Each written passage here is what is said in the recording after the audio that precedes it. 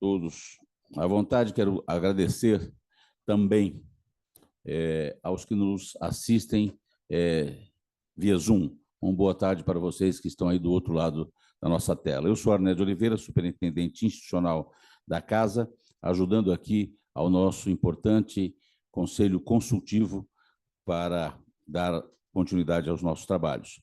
Passo, neste momento, para abrir esta reunião, o senhor presidente da Associação Comercial de São Paulo, Roberto Matheus Ordini. Muito boa tarde a todos e a todas. É uma grande alegria para esta casa participar desta reunião com vocês, trazer aqui o nosso convidado, Marcelo Strama, que está ligado a um dos mais importantes para nós aqui da Associação Comercial, é o Ministério do Micro e Pequeno Empreendedor. Isso para nós é extremamente importante, porque é uma figura que nós, há muitos anos, sempre defendemos, e o Guilherme Afif, que todos nós conhecemos, foi o grande mestre para continuar e iniciar esse trabalho, e foi seu primeiro-ministro, né? E hoje, com muita alegria, também vejo o Márcio França, que é um batalhador, uma pessoa muito preocupada com essa atividade, e vocês todos ajudando a gente a formalizar essa nossa economia, que ainda precisa de muita atenção, né? Quero cumprimentar ao meu lado o Renan, que está coordenando, meu caro companheiro Velosa. Hoje teve que fazer uma opção entre este conselho e a Distrital Penha, mas como ele tem muito amor pela Penha, então ele pediu licença e está cuidando lá dos penhenses. E muito bem. E o Antônio Carlos Pella, que está com a cara rosadinha.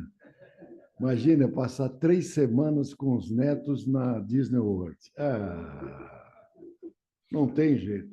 Agradecer a presença aqui dos meus queridos Edgar, Batistão, e hoje um convidado especial, que é o nosso Zé Ficuri, que é o primeiro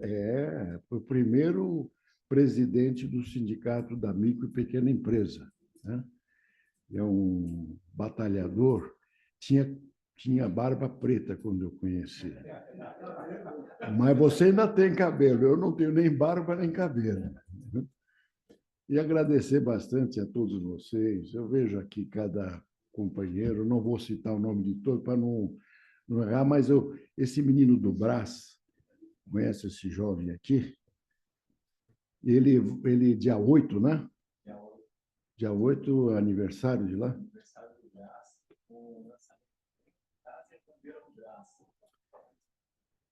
Opa, desculpa, gente. Dia 8 de junho, agora, aniversário do Brás, 206 anos. Os presidentes estão todos convidados. Eu vou disparar no grupo o convite. 11h30 da manhã, lá no Circuito das Compras, que é um espaço bem bacana também para o Marcelo conhecer. E a gente está também, junto com os alunos do Senai, fazendo a bandeira do Brás. Dia 5 agora a votação final, dia 8 a divulgação da bandeira do Brás, com muito orgulho aí, liderado pela Lobras, um trabalho de cooperação com o Senai também, a nossa vocação se aproximar de todas as instituições, e também do hino do Brás, que a gente teve o prazer de compor e feito ali todo o fundo e o hino, a parte musical, pela Guarda Civil Metropolitana, onde vai ser tocado a primeira vez também, sábado, dia 8 de junho, no Circuito das Compras, a partir das 11h30 da manhã. Uma cerimônia rápida, presidente, não ficou aquela festa grande, porque faltou tempo e, enfim, alguns percalços, mas estão todos convidados. É uma alegria celebrar o Brás, que eu chamo Brás, o bairro da emoção.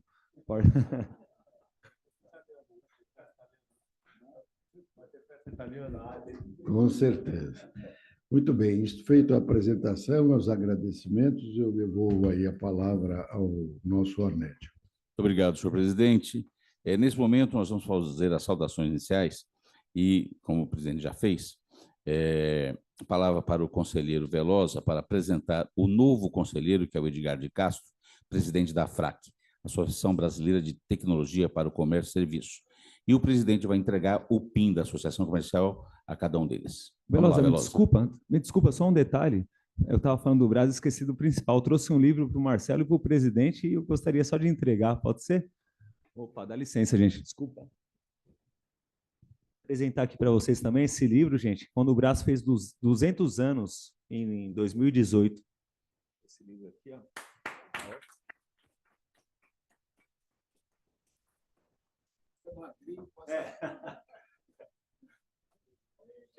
Esse aqui eu quero sair na foto, aí, ó. Agora tá também. Semana de aniversário é assim, uma festa, né? Cadê o burro? Aí tem que ter o lá. Obrigado, gente, pela oportunidade. Opa. Sim, então, voltamos com o Velosa, por favor, Velosa. Então, uma nova aquisição, viu? O presidente já conhece, os companheiros estão conhecendo hoje, né? Uma nova aquisição para o nosso Conselho Consultivo e para a parceria com a Associação Comercial de São Paulo, que é a AFRAC, né? O seu presidente, meu amigo, né? Recente, nem sei se ele sabe, mas já é muito meu amigo, né? Com certeza, obrigado. Seja muito bem-vindo, viu, Edgar e a AFRAC, tá bom? Uma alegria e uma honra poder contar com vocês aqui com a gente. Obrigado, Velosa. Estamos aqui com os nossos companheiros do SESCOM, a ESCOM, a AFRAC, a Lobras, a PEC, o Ademir, Move Centro e também com o nosso SIMP, Sindicato da Pequena e Microempresa. Muito bem, meus senhores e minhas senhoras, diretor de fomento da Secretaria Nacional de Artesanato do Microempreendedor Individual, do Ministério do Empreendedorismo, da Microempresa e das Empresas de Pequeno Porte. Foi secretário de Desenvolvimento Econômico e trabalhou no Desenvolvimento Econômico e Trabalho, em Diadema. Secretário de Ciência, Tecnologia e Inovação do Governo do Estado e presidente da JUSCESP, Junta Comercial do Estado de São Paulo. Minhas senhoras e meus senhores, vamos dar início, então, à palestra de Marcelo Strama. Salva de palmas. Antes de você iniciar, peço licença, primeiro para apresentar o Marcelo Solimeu, que é o nosso estagiário aqui há 60 anos. E quero lembrar, viu, Batistão, hoje nós tivemos aqui a presença do Mansueto Almeida, e especialmente é uma palestra muito interessante que está no YouTube, eu convido a todos, mas especialmente a você, Batistão, que é um parceiro de primeira hora. O SESCOM não tem nem... Sem falar que me deu, pela generosidade deles, uma homenagem que eu guardo muito no coração, viu, Marcelo? Muito obrigado. Me permite, presidente? Bom, a homenagem foi muito merecida, né? Uma medalha que para nós é muito importante das empresas de contabilidade, um grande empresário. E que bom saber, eu vou ver, e nós convidamos o Mansueto Almeida para fazer uma palestra para a gente, vai ser, só que colocamos um pouco lá à frente, vai ser outubro, ele vai falar sobre reforma administrativa. Que a gente falou da reforma tributária, está trabalhando nisso, mas a administrativa não pode ser esquecida, já tinha que ser tratada, né? Então, a gente vai começar a trazer esse tema também e ele vai estar lá com a gente também. Obrigado, presidente. Na ocasião, manda o link para que a gente possa acompanhar. Manda para... Ok, obrigado. Muito bem, agora sim, palavra com Marcelo Strama, por favor. Boa tarde a todas as pessoas aqui presentes. Alegria grande estar com vocês. Quero saudar o nosso presidente Ordini. É sempre muito bom estar com vocês aqui, presidente. Eu que revelei há pouco, né? Fiz um primeiro curso de empreendedorismo nos anos 90 aqui na Associação Comercial. Desde então, me sinto muito parte da casa. Dr. Renan Luiz, um amigo de longa data, onde tivemos uma parceria enquanto presidente da Junta Comercial, escritório regional, um dos mais importantes, assim como também o Joseph Cury, um grande amigo que tem alguns escritórios regionais da Junta Comercial do Estado de São Paulo, presidente do Sindicato da Micro e Pequena Indústria, que nos honra também com a tua presença aqui. Quero saudar o professor Bruno Castro, faz um trabalho maravilhoso de empreendedorismo em São Caetano do Sul, professor Wilson, da Faculdade de Comércio, e alguns amigos presentes aqui. Da nossa equipe tem o Paulo Barbosa, coordenador-geral da Política Nacional do Microempreendedor Individual, Tatiane Vieira, também coordenadora do Ministério, duas amigas aqui, a Vera Rocha, que foi presidente da Associação Comercial Diadema, onde fez um trabalho muito consistente, a Gil Gondim, do Instituto Gil Gondim, responsável pelo brunch da Catedral e também por toda essa questão de revitalização do centro, que tem um trabalho primoroso, assim como o Ortiz representa a Associação Comercial. Enfim, me perdoa se eu não cito o nome de todos os amigos, Marcelo Solimeu, que é um grande líder, o Velosa, o Antônio Carlos Pela e todos os amigos aqui presentes. Se eu não citei o nome de todos, sintam-se todos cumprimentados na pessoa do nosso presidente aqui. Eu estava vendo aqui pelo Zoom alguns amigos acompanhando também, tem até uma prima minha, que eu identifiquei pelo nome lá, deve ter visto nas redes sociais e está acompanhando, Carla Angrisani, uma prima que acompanha esse bate-papo. Eu quero ver o formato que vocês preferem, se em algum momento quiserem interromper, fazer pergunta, ou se deixar para o final, para mim, deixa para o final. Então, eu vou tentar ser o mais objetivo possível, falar daquilo que nos interessa. O programa Acredita no Seu Negócio, que tem duas frentes. O ministro Márcio França esteve aqui há pouco, estivemos aqui com ele há pouco mais de um mês, e assumiu o compromisso com o presidente Ordini de retornar e apresentar em primeira mão. Ele está lá na China, nesse momento, numa comitiva da Presidência da República, e disse ao presidente Ordini, no momento que estivemos aqui, que seria para junho, julho, os lançamentos. Então, palavra dada, palavra cumprida, estamos aqui representando aquilo que foi combinado. E a gente fica muito feliz de trazer isso para a Associação Comercial, que é tão representativa, e significa tanto para esse ambiente de empreendedorismo. Antes de falar do Acredita no Seu Negócio, eu quero rapidamente, só para dizer, Pimenta, obrigado pelo livro, não citei seu nome, fico muito feliz e quero fazer parte dessas comemorações de 200 anos desse bairro tão importante, tão significativo aqui para São Paulo. Eu sou de um bairro quase vizinho, nasci no Bom Retiro, então somos irmãos. Tem uma história aí também de família de comerciantes, enfim, desde avô, bisavô e imigrantes, todos que vieram para empreender no Brasil, e a gente sabe o quanto o bairro do Brás também tem esse lado, né? Essa questão do empreendedorismo. O Acredita Primeiros Passos, presidente, só para a gente situar, durante muito tempo a gente via muitas críticas em relação aos beneficiários do Bolsa Família, não é? Aos inscritos no Cadastro Único. Muitas críticas, mas assim, poucas soluções, no sentido de que, olha, manter esses benefícios é para alimentar quem não quer trabalhar, mas a gente sabe que é um benefício importante, mas que, ao mesmo tempo, as críticas eram no sentido, olha, não tem que ter uma porta de saída. Mas, ao longo dos anos, nunca se fez nada. E agora, eu penso que, pela primeira vez na história do Brasil, está se apresentando uma possibilidade de aquilo que eu não chamo nem de porta de saída, mas de uma possibilidade de ascensão.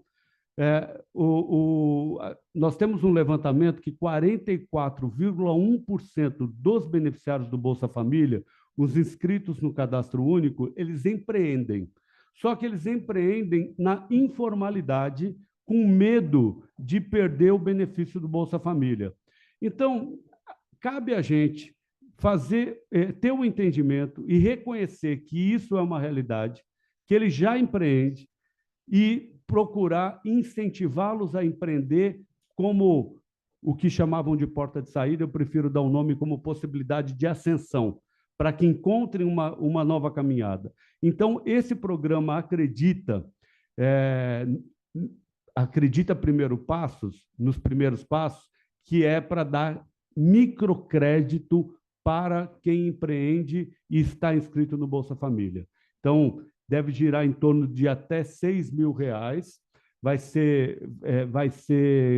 Vai ter o Fundo Garantidor das Operações, o FGO, que é gerido pelo ministro Márcio França, lá pelo Ministério do Empreendedorismo, da microempresa, da empresa de pequeno porte. Portanto, aqueles que nunca tiveram acesso ao crédito e nunca tiveram a possibilidade de poder melhorar a sua condição de empreendedor, vão poder receber esse microcrédito para poder investir no seu negócio e aí sim pensar na chamada porta de saída ou numa possibilidade de ascensão do seu negócio, crescer e, quem sabe, em 1, 2 anos poder sair da inscrição do Bolsa Família, que é aquilo que todos querem, né?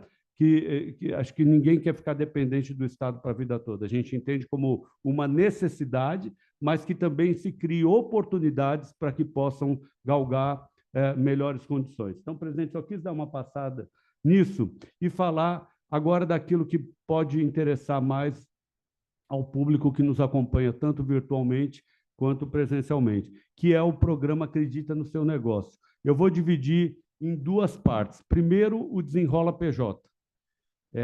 O Desenrola PJ a gente acompanhou, foi objeto da fala do presidente Ordini para o ministro Márcio França, também do doutor Renan Luiz, a questão do Pronamp, que, no primeiro momento, ajudou muita gente, era necessário, mas, quando foi liberado os recursos, a gente falava de uma taxa de juros de 4% e uma taxa Selic de 2%. E aí, a taxa Selic chegou a 13,75% ao mês. Então, aquilo que era uma prestação muito tranquila, as pessoas iam atrás do recurso, os bancos disponibilizavam, acabou se tornando um grande peso para as empresas poderem dar quitação aos seus negócios. Então, acabou atrapalhando muita gente. E o formato que foi feito também no Pronamp não permitia a renegociação com tanta facilidade, né? Tinham algumas condições que a pessoa ficava realmente enrolada. Portanto, empresas enroladas, cabe ao Ministério do Empreendedorismo, da Microempresa e Empresa de Pequeno Porte pensar no Desenrola, nos mesmos moldes que foi feito o Desenrola Pessoa Física. O Pronamp ainda não está contemplado nessa primeira fase do Desenrola. Tá? Nós estamos trabalhando no sentido de alterar o estatuto do Pronamp para garantir que possa ser feito o Desenrola pessoa jurídica de quem tem dívidas do Pronamp. Acho que isso é um fato importante que a gente deixa colocado aqui, que está sendo trabalhado nesse sentido. O que está valendo? Todas as dívidas bancárias e dívidas nessa primeira fase, e dívidas que foram parar nos birôs de negativação da empresa, seja SPC, seja Serasa. Então, desde o dia 13 de maio, passou a valer, o decreto foi assinado em 22 de abril, aí teve a fase da regulamentação, onde os bancos participaram, e a partir, liderado pelo Banco do Brasil, e a partir de 13 de maio está valendo. Para que a gente possa orientar as empresas filiadas, as associações aqui representadas, é importante que procurem os canais oficiais dos seus bancos, seja presencialmente, as agências, seja através de aplicativo ou do site do banco, porque a gente sabe o quanto os golpistas são rápidos, né? São mais rápidos do que as instituições, do que os órgãos oficiais. Portanto, a orientação primeira é que procurem pelos canais oficiais e possam negociar, que façam a negociação. A gente teve casos no pessoa física que chegavam a desconto de até 90%. E aí, agora, a gente sabe que o mínimo do desconto vai ser de 40%. Mas percebam que os bancos não estão fazendo nenhum tipo de favor, eles estão ganhando na negociação que foi proposta para eles. Tá? Portanto, eu estou falando isso porque o nosso papel aqui é representar o empreendedor, representar o comerciante. Então, a orientação é no sentido que eles negociem, porque aquilo que estava colocado para que os bancos já estava colocado num fundo perdido dos bancos, que eles iam lançar para bater do lucro líquido deles depois de 5 anos, que é assim que funciona, nessa negociação, eles vão poder antecipar tudo aquilo que for negociado no valor integral e abater do lucro líquido desde já. Percebe? Então, os bancos estão ganhando nessa negociação. Aquilo que ficaria para 5 anos, eles antecipam o total. Se devia 1.000, a pessoa pagou 100, ele vai abater 1.000 desse lucro líquido. Então, os bancos ganham com isso, é importante que seja feita a negociação. E aí, eu não sei se é no sentido da orientação ou se as associações podem trabalhar diretamente, aí é o encaminhamento que vocês podem dar a isso. Portanto, o Desenrola PJ, só fazer um recorte, vai valer para mês, que são o limite de faturamento até R$ 81.000, vai valer não, perdão, já está valendo. Vale para microempresas, que é até o limite de faturamento R$ 360.000 por ano, e para empresas de pequeno porte, que nós estamos falando de um limite de faturamento de até R$ 4,8 milhões ao ano. Portanto, essas são as faixas, as empresas que estão aptas a trabalhar com o Desenrola PJ. Vou tomar uma água aqui. Então, eu penso que, em termos de Desenrola PJ, a segunda etapa do Desenrola, a ideia é que possa valer também para dívidas públicas, tá? Dívida de impostos. E aí, o ministro sempre questiona o seguinte: como é que a gente consegue fazer a negociação e colocar a Pimenta no Desenrola pessoa jurídica, dívidas com o banco, e a gente não consegue colocar dívidas com a União, com os estados, com os municípios, enfim, dívidas tributárias. E aí, só para a gente justificar o porquê fica para uma segunda etapa, porque é necessário ter, pela lei de responsabilidade fiscal, apontar se a gente abre mão de uma receita, aonde que tem essa outra receita. Então, é um pouquinho mais difícil, não dá para fazer por medida provisória, que começa a valer no dia seguinte, né? E depois é votada pelo Congresso, então tem que ser por lei. Então, existem alguns caminhos, e quando eu falei para vocês aqui, eu sei que a experiência de todos aqui não é diferente, que eu sou de família de empreendedores dos mais diversos portes, desde o pequeno comércio até de porte maior, eu vivi isso na prática ao longo da minha vida. Minha esposa mesmo teve comércio durante 32 anos. O que eu percebia era o seguinte: a pessoa, quando quer pagar o simples, está pagando todo mês, e aí, por qualquer motivo, se enrolou, teve alguma dificuldade, vai lá e pede, faz o refis, né? Faz o refinanciamento, e aí fica com 2 parcelamentos. E aí eu acompanho, ao longo da vida, que a pessoa ou paga o atual ou paga o anterior. E outro dia eu tive uma conversa longa com o Joseph Cury sobre isso, sobre a gente encontrar caminhos. E um dos caminhos que a gente conversou foi exatamente no sentido de pensar, tá? São possibilidades que ainda nós estamos tentando achar os caminhos para viabilizar. Que, primeiro, para que a pessoa consiga manter o pagamento dos dois, tanto do atual quanto do refinanciamento, que seja sustentável. Eu não conheço comerciante ou empresário que quer estar em dívida. A gente sabe que todo mundo quer estar com as suas obrigações em dia para ter paz, tranquilidade e cuidar daquilo que realmente interessa para o seu negócio, que é vender. Enfim, então, uma das possibilidades que a gente está cogitando lá é a possibilidade de, no refinanciamento, eu vou repetir, possibilidade, tá? Não existe nada certo, mas como estamos em casa e com amigos aqui, são caminhos que a gente está construindo para representar os MEIs, as microempresas e empresas de pequeno porte. É pagar no refinanciamento até o limite do faturamento de 1% da média dos últimos faturamentos. E por que a média dos últimos faturamentos? Porque no passado já existia uma lei, Joseph Cury lembra do nome da lei, né, Joseph?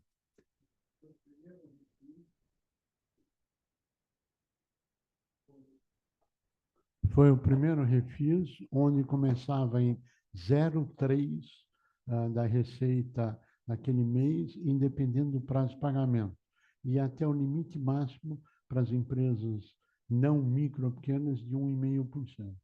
A nossa sugestão é ficar no 0,5% para baixo e sem restrição. Por que deu errado? Deu errado porque no CNPJ, naquela época, os tributaristas esvaziaram o CNPJ. Então, é fazer a amarração no CNPJ, dar prazo que seja mesmo indeterminado, para ele trabalhar na legalidade, e que isso viabiliza, ele está na formalidade, o governo vai receber dinheiro que ele jamais receberia, etc. Mas isso ainda é uma conversa que depende. É isso. Agora, quando desses cavalheiros que estão aqui, sim, e é por isso, aprovar ou não. E é por isso que a gente divide, porque a gente sabe a força que uma associação comercial como a de São Paulo tem, né, presidente? Então, a gente divide porque o que a gente quer, ao fim e ao cabo, é que as empresas tenham sustentabilidade de pagar o refinanciamento e o atual. E quando o Joseph fala por que deu errado, porque se fazia o percentual em cima do faturamento. Portanto, os tributaristas iam esvaziando o CNPJ e faturando numa outra empresa. Então, a nossa proposta para evitar isso é que seja baseado no retroativo, um percentual do faturamento dos últimos 24 meses, por exemplo. Né? E aí, então, não teria como você esvaziar um CNPJ, porque o que está faturado, está faturado.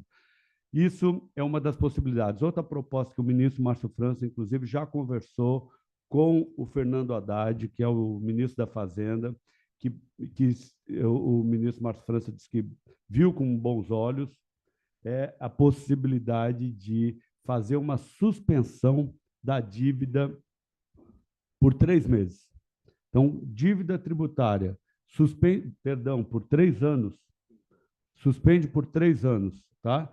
E aí, não tem problema com a lei de responsabilidade fiscal, não precisa de uma lei específica que aprove, porque você não está abrindo mão da receita, você está suspendendo e jogando para frente. É uma maneira de dar um fôlego novo para as empresas, para que as empresas possam falar, olha, durante 3 anos eu não devo nada, e aí depois vai se reestruturando, vencendo tudo as dificuldades que passou, muito em função da pandemia, que a gente vê reflexos até hoje de outros problemas, e aí seria uma das possibilidades também. Então, nós estamos buscando caminhos, claro que tudo que o Ministério do Empreendedorismo, da microempresa, da empresa de pequeno porte, liderado pelo ministro Márcio França, que é uma pessoa muito capacitada, criativo, que tenta buscar caminhos para representar este ambiente, o ambiente de negócio, né, para melhoria do ambiente de negócio, esses caminhos precisam sempre ser validados pela Receita Federal, pelo Ministério da Fazenda, então não depende da gente. A gente vai apresentando as propostas para tentar ir validando e fazendo acontecer de acordo com o interesse dessas empresas. Então, é isso. Feito o desenrola, aí vem o Procred 360, tá? Que é uma nova linha de crédito que a gente já está no programa, já está na medida provisória do programa Acredita. Já está lá, só que agora está sendo feito como é que fala? Não, está sendo a regulamentação, né? Tem muitas emendas lá, 74 emendas, né, Paulo? 84 emendas, enfim, está no Congresso, mas está sendo feita a regulamentação pelos bancos do Procred 360. Deve começar a valer a partir de julho, então está logo ali. E quem são as empresas que vão se capacitar, que vão estar aptas a pegar os recursos liberados pelo Procred 360? Aí, as empresas de pequeno porte ficam fora desse recorte, tá? Então, vai valer para MEI, com faturamento de 81 mil, e microempresas com faturamento de até 360 mil reais por ano.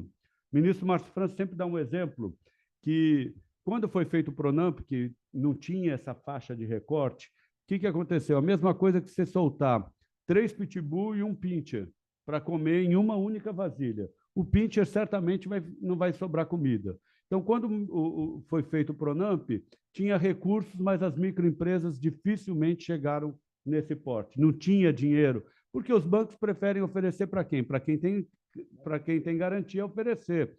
Para quem tem uma conta, normalmente para quem não precisa. Não é verdade, presidente? Então, para as empresas que estão com tudo redondinho, o banco fala, ó, tem um recurso aqui do Pronamp, limpinho, taxa de 2%, de 4%, mais Selic, enfim.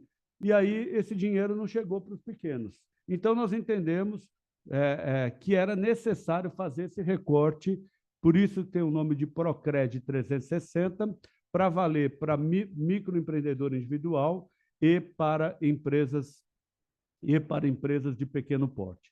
Enfim, como é que vai funcionar? É uma taxa de 5% ao ano, mais taxa Selic. Tá? Então, vamos falar nos dias de hoje. Nós estamos falando de uma taxa Selic de 10,25%, com 5%, nós estamos... É isso? 10,25%. Nós estamos falando de 15,25% ao ano. 15,25% dividido por 12 vai dar em torno de 1,27% ao mês. Então, nós estamos falando com uma taxa bem abaixo do que a taxa... A gente ainda considera alto, viu, presidente? O ministro Márcio França fala sempre que a gente ainda considera alto, mas quando a gente compara, professor Bruno Castro, com o que é praticado pelo mercado, a gente sabe que é um valor bem abaixo. E com a vantagem, Renan, que a tendência é a taxa Selic diminuindo, então que esse valor também possa ir diminuindo. E aí, como é que vai...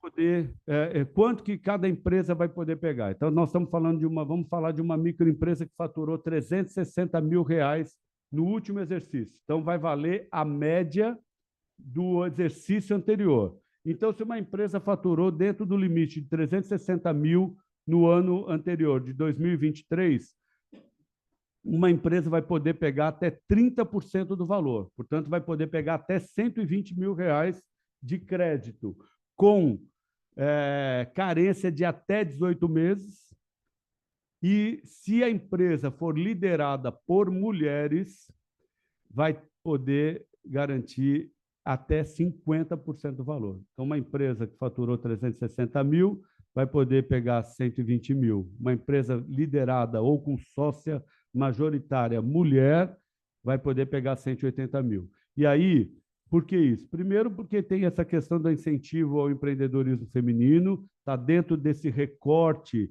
de igualdade de gênero praticada pela política do governo federal. E, além de toda essa questão, a gente sabe que muitas mulheres abrem mão de um emprego formal, de uma carteira assinada, para poder empreender e, assim, tentar buscar um meio de estar mais próximo da sua família. Então, as empresas comandadas por mulheres vão poder garantir até 50% do valor do faturamento anterior.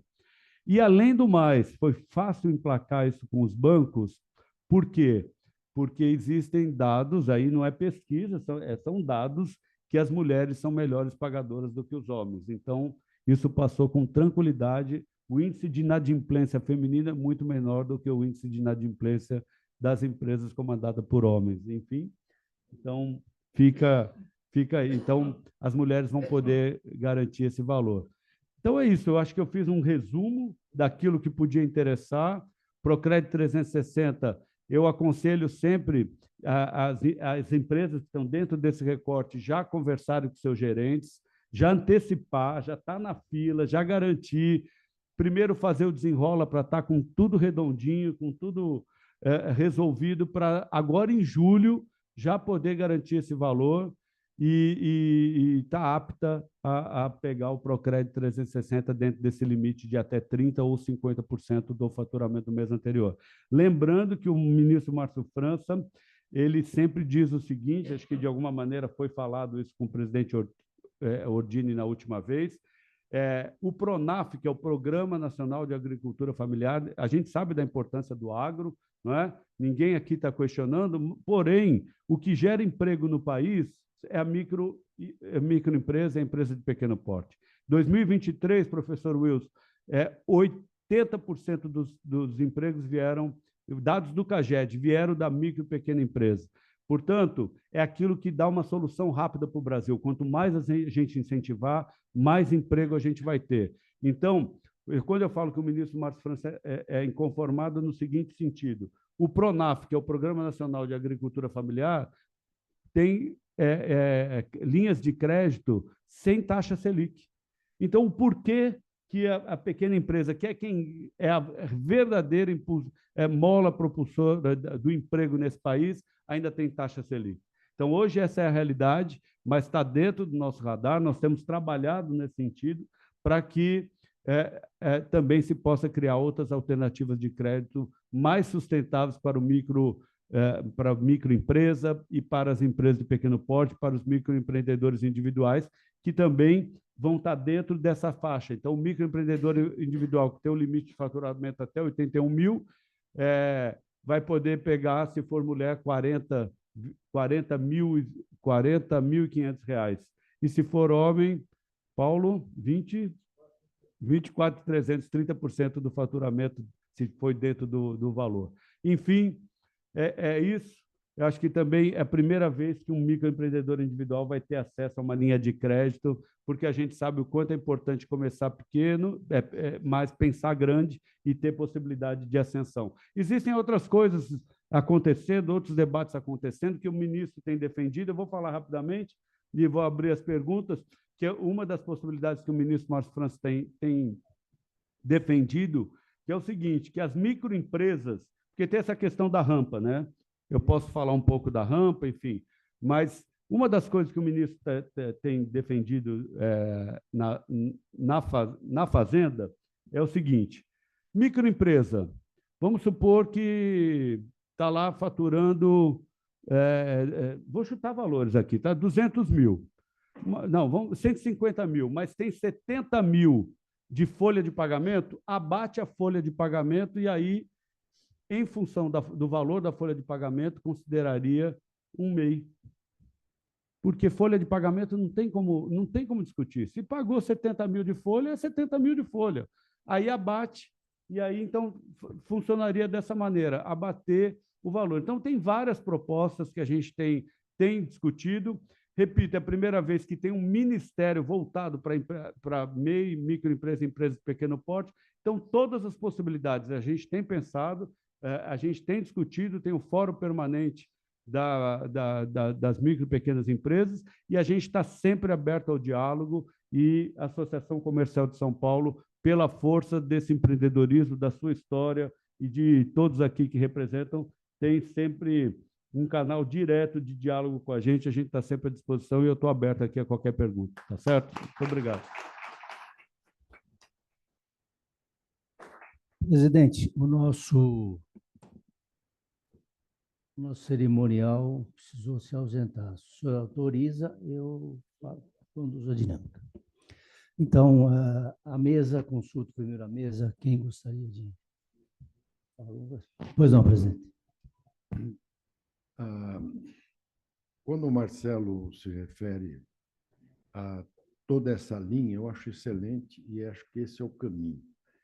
E quando nós tivemos com o ministro há pouco tempo atrás, ainda a gente falava o seguinte, que nos idos da criação, tanto do simples como do microempresário, uma das reivindicações que foi feita na época e não se conseguiu era exatamente essa fase para que seja incentivado o crescimento da empresa. Então, quando ele chegava no limite, ele para o faturamento ou, como alguns fizeram erradamente, né, constituiu outra sociedade pequena para poder sobreviver. E algumas chegaram a ter 5, 6, eu nem sei quantas empresas, acho que o Batistão sabe bem dessa história, mas que, no fim, acabava tendo um caixa único, né? E aquilo acabou trazendo grandes autuações por aí, o que não é a intenção de ninguém. E, efetivamente, você está encontrando um formato que eu não tinha imaginado. Retirar a folha de pagamento. porque é um item extremamente valioso. Serviria desta ponte, né, para que... Mas, ainda assim, eu volto a insistir com essa tese de nós criarmos um mecanismo, e acho que hoje o Márcio França, ministro Márcio França, fala o Márcio França com uma intimidade que eu estou tomando, mas é porque a gente considera, ele é muito aberto, e as conversas sempre foram muito amplas. Então, era de criar um mecanismo para que as empresas possam crescer. Chegou naquele limite de faturamento 360, aquilo que ultrapassar, durante um período, pagaria a diferença apenas sobre aquilo e não sobre o total. É a rampa. Essa eu acho que ainda deverá ser um objeto como uma contribuição. E sei que o ministro tem força e tem essa cabeça para poder pensar nisso. Acho que será uma solução. Por quê? Porque nós temos uma série de fatores. Eu acho que quando o indivíduo começa, e aqui é o microempresário individual, ainda não foi compreendido pela sociedade como um todo, talvez por falta nossa, de uma entidade como as nossas, de explicar melhor. Algumas pessoas têm receio porque acham que, se eles se formalizarem, terão um perigo de serem amanhã autuados, de perder o que teve. Enfim, há uma dissintonia entre a realidade e o ideal, né? Nós queremos participar junto com o ministro, junto com o seu ministério, Marcelo, exatamente nesse sentido, de formalizar. Nós temos aqui uma plataforma que está concluída já de assistência ao microempresário individual, e queremos estar juntos, porque ainda hoje, conversando com o ex-secretário Mansueto Almeida, que esteve aqui conosco na parte da manhã, nós dizíamos isso para ele, né? A formalização talvez seja uma solução até para a própria Previdência, que hoje está com dificuldade, né, Batista? E ela hoje não tem como acertar. Mas eu imagino o seguinte: hoje o informal vive daquela maneira, sem nenhuma garantia para a família, mas até certo ponto, quando ele atinge uma idade, ele tem direito a um salário mínimo, né, de aposentadoria, dependendo da comprovação de trabalho, enfim. Por que não assegurar isso para ele, que ele terá essa aposentadoria pagando um pequeno valor, dando segurança para a sua família? Então, o governo deve partir para esse tipo de trabalho. Quer dizer, o crédito é ótimo, mas nós temos que pensar numa forma estrutural, tanto do microempresário individual quanto da pequena empresa, para que ele realmente esteja inserido no contexto econômico do Brasil. Isto, conte com esta casa. Mesmo com essas vantagens que estão aqui, você pode contar. Nós vamos ver o que a gente pode fazer aqui dentro. O Renan já está anotando, inclusive tem uma série de colocações que vai fazer, e o Marcel, nossa cabeça pensante, nosso estagiário, né? Ele tem muito ainda o que aprender, né, Marcel? Mas, de qualquer maneira, vamos lutar para que isso não fique só no papel e seja... Por isso, eu agradeço muito a sua presença. Perfeito. Só para complementar aqui o que o nosso presidente coloca, nós estamos totalmente alinhados, porque senão fica aquela situação, parece que a gente está incentivando ninguém a crescer, né? Tem um limite, olha, não passe desse limite, né, Batista? Então, primeiro que tudo isso que foi construído, Batista, foi feito em parceria com as entidades dos contadores, contabilistas, enfim. Então, a gente acredita no êxito, porque o contador ele quer que a empresa esteja bem. Então, essa parceria certamente vai fazer com que tudo isso que a gente anunciou aqui funcione melhor por conta dessa sinergia que foi criada com as entidades. E aí, é exatamente nesse sentido, para que ninguém se sinta... O ministro usa um termo que eu ainda não entendi, mas eu vou repetir o que ele fala, que é a síndrome de Peter Pan, assim, tipo, para não crescer, para ficar pequeno, enfim, para você ter uma faixa. Então, a gente tem relatos até de mês que chega no final do ano, percebe que já está dentro do limite de 81, ele fecha a empresa e vai para a praia para não ultrapassar o limite. Quer dizer, está gerando de produzir riqueza, gerando de criar oportunidade de trabalho, de aquecer a economia. Então, a ideia é que a gente possa criar, não fazer retroativo como hoje funciona. Então, se a pessoa, se o microempreendedor individual faturou 90 mil, ele já é desenquadrado retroativamente, já está devendo, e a gente quer isso tanto para a microempresa quanto para a MEI, enfim, que tem, olha, ultrapassou, ok, que bom que você ultrapassou, mas pague a diferença, não é? E vamos aguardar alguns meses para ver se é isso ou se foi uma contratação eventual, um buffet que foi contratado para poder ser desenquadrado ou não, mas não de maneira retroativa e ter uma faixa de transição. Então, é essa a Rambo, nós estamos totalmente alinhados aí com o pensamento do presidente, que representa certamente de todos. Quer falar? Pois não. Vou só fazer algumas considerações. Primeiramente, agradecer ao doutor Marcelo aí pela explanação e reforçar, doutor Marcelo, que nós já estamos divulgando essas ações, tá? Tanto aqui na sede como nas distritais da associação, nós já começamos a divulgar. Desde quando foi promulgada a legislação, a gente já está fomentando a utilização. Então, esse conteúdo de hoje também é muito importante, que vai possibilitar que a gente continue aí ampliando e divulgando. E também queria só passar um recado, Velosa, rapidamente, que é comentar sobre o pleito da isenção da remessa nos conformes dos $50. Foi um pleito que nós tivemos aqui na reunião do Conselho Consultivo, né, muito enfatizado até pelo Lauro da Alobras, onde a associação ficou persistente esse período, junto com o Batistão, junto com o Sescom, pressionando para que houvesse uma mudança. E tivemos na Câmara, né, a vitória aí, ainda não está no modelo ideal, mas já foi um primeiro momento, e agora vamos para o Senado, com apoio de todas as entidades aqui que pertencem ao Conselho Consultivo, para manter as condições que foram aprovadas na Câmara e, de certa forma, dar essa isonomia. Então, mais uma vez, eu agradecer ao doutor Marcelo pela explanação e continuar a divulgação aqui por parte da associação. Muito bom. O Marcelo, quer falar alguma coisa? Até para contraditar o presidente aí, que já por 2 oportunidades disse que você é estagiário. Bom, eu acho que os pleitos têm avançado bastante do que a gente tem feito, mas ainda longe de chegar ao ideal. Mas acho que com a posição do ministro e com o apoio de todas essas entidades, a gente pode pleitear a questão da Selic e a questão do crescimento, insistir um pouco mais, não só com o ministro, mas com o ministro da Fazenda, que é o que toma conta do caixa, né? Eu acho que a posição das entidades deve ser nesse sentido. E quanto aos $50, eu acho que foi uma meia vitória, ainda não consolidada, mas acho que uma solução de compromisso muito ruim.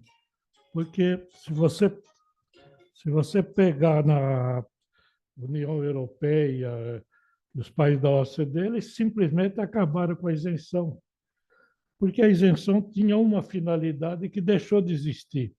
A finalidade era pessoa física para pessoa física. Com as plataformas, isso acabou sendo totalmente deturpado e as plataformas passaram a funcionar exatamente como grandes empresas.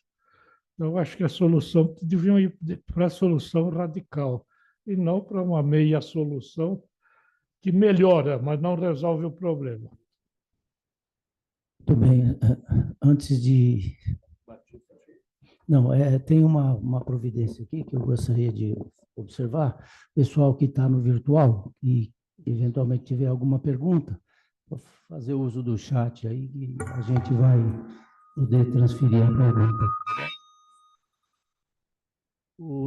Nós temos aqui na pauta já a palavra pedir licença para o Edgar e para o Batistão. O Lauro tem umas considerações a fazer.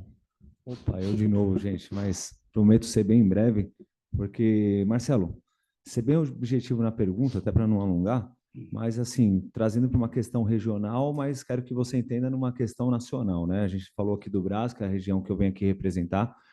Eu acho que a política pública, ela tem que ser assim, além de ser lançada, ela ser consolidada, ela precisa ter um acompanhamento técnico, né? E eu acho que uma aproximação entre os outros entes, né? Por exemplo, a prefeitura e o governo do estado. Por exemplo, hoje no Brás a gente vê um esforço da prefeitura com relação a toda aquela desordem urbana, muito do que a gente vive de forma até crônica, que é justamente isso, a falta da formalização, e muito se colocava em culpa a falta de espaço. E hoje a gente tem um espaço abundante e a irregularidade está lá muito grande, desde as madrugadas, durante o dia, enfim. Então, assim, fazendo uma junção disso tudo, eu acredito que essa proposta que vem do federal, né, do mais importante ente aí da nossa governança, eu acho que ela tem que ter capilaridade para que, junto com outras ações ali, principalmente voltadas à prefeitura, que está ali diretamente ali lidando com essa questão, com a fiscalização, mas com essa porta de saída, no mesmo exemplo que você usou do benefício social, né? Que muita gente fala, o Bolsa Família, o cara tem que ter uma emancipação, porque fica um benefício social que o cara não se emancipa nunca. Da mesma forma, essa proposta, eu acredito que ela precisa ter essa capilaridade para a pessoa entender que a prefeitura ela pode entrar com o espaço que hoje já tem, estou falando da realidade de um bairro, mas sendo até incisivo nisso, tentando replicar nisso num parâmetro nacional que não é um problema só de São Paulo, né? Mas São Paulo hoje apresenta a maior, né? Que isso gera degradação urbana, violência, afasta as pessoas do nosso perímetro, e a gente está num trabalho, né, presidente, de reaproximar as pessoas do nosso centro. Então, minha pergunta é essa: como que a gente faz para essa política pública realmente chegar a quatro mãos e fazer com que essa pessoa que hoje é informal, muitas vezes por esse medo de vou ser fiscalizado, enfim, que ela perca esse medo e realmente vá para um lugar, porque são pessoas que muitas delas fabricam, têm expertise do negócio, muitos imigrantes também. Então, como que a gente faz essa capilaridade? Como que a gente chega nessas pessoas? Pergunta boa é assim, já pergunta e já responde, né, Pimenta? Mas eu concordo com todo o teu encaminhamento, tudo, a tua leitura é precisa. Agora, veja, a gente tem promovido algumas políticas públicas. Vou dar um exemplo agora de algo que eu não falei, mas que tem a ver com o que você colocou. Nós estamos lançando, por exemplo, o cartão MEI, que é um cartão... o ministro se deparou com uma situação lá em Brasília, ele descendo lá do prédio onde ele morava, tinha um vendedor de bolo de porta em porta, portanto, não tem uso e ocupação do solo, não tem que pagar taxa nenhuma, mas ele era microempreendedor individual. Aí ele chegou, a Guarda Municipal lá de Brasília, que tem outro nome, só para a gente identificar aqui, foi lá e falou, você não pode vender aqui. Ele falou, mas eu sou microempreendedor individual. E aí ele não tinha como provar, não tinha como mostrar que era microempreendedor, queriam recolher as coisas, enfim.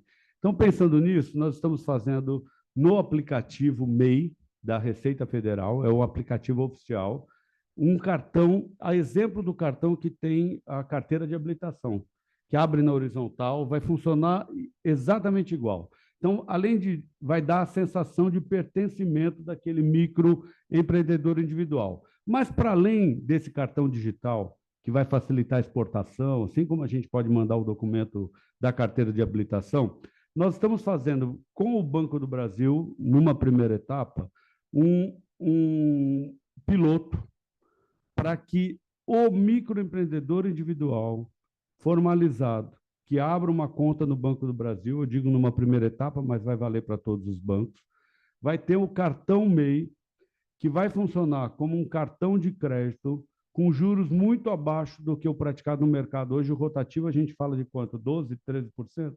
Né? Vai funcionar com 3% a 4% esse cartão. Vai ter o logotipo oficial do MEI, exemplo do Pix, que o Pix, qualquer banco, qualquer aplicativo é o mesmo logotipo. Então, vai estar lá escrito MEI, no verso vai estar a razão social, o CNPJ e um QR Code que vai levar para o aplicativo onde tem esse cartão digital, que leva ao CCMEI Fácil. Você vai falar assim, por que você está falando tudo isso em cima da minha questão? Primeiro, porque assim, esse cartão vai oferecer vantagens, é um incentivo à formalização.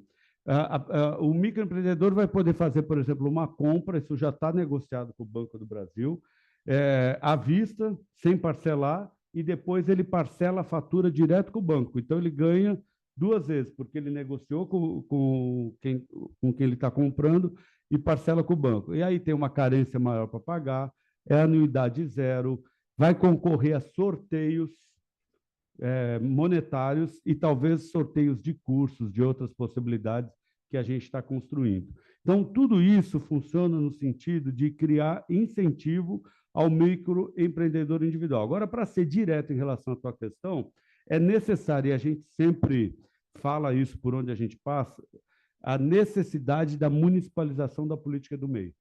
Não tem como o Ministério fazer. É importante que cada prefeito, cada vereador entenda a importância de municipalizar essa questão. Tudo isso que está sendo feito, precisa o município chegar e assumir isso, porque a gente está falando aí, por exemplo, só no estado de São Paulo, de mais de 4 milhões de microempreendedores individuais, de 15,7 milhões de MEIs em todo o Brasil.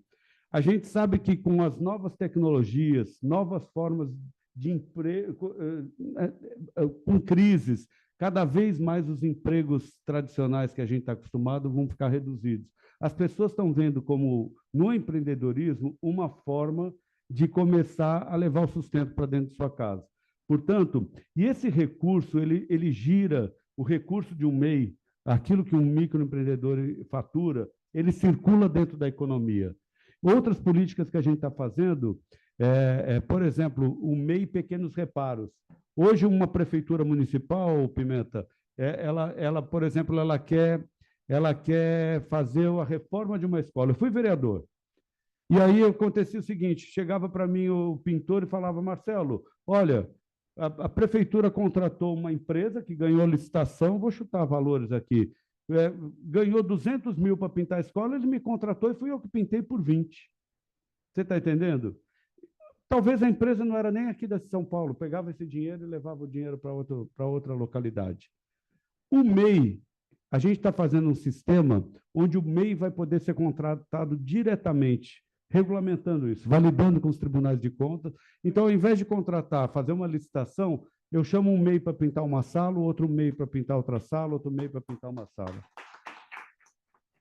Muito bom. Eu fico feliz disso, porque é um projeto que a gente gosta muito, né, Paulo? A gente tem dedicado bastante, porque é um projeto que vai dar oportunidade. E, para além disso, presidente, nós estamos desenvolvendo um sistema para criar um rodízio para que todo MEI transparente e que dê oportunidade para todos os MEIs cadastrados, para que não vire instrumento político na mão de político mal intencionado. Olha, só vou dar oportunidade para quem votar em mim, aqui para o meu grupo. Então, vai ser um sistema transparente, onde o MEI se cadastra e ele entra dentro de um rodízio.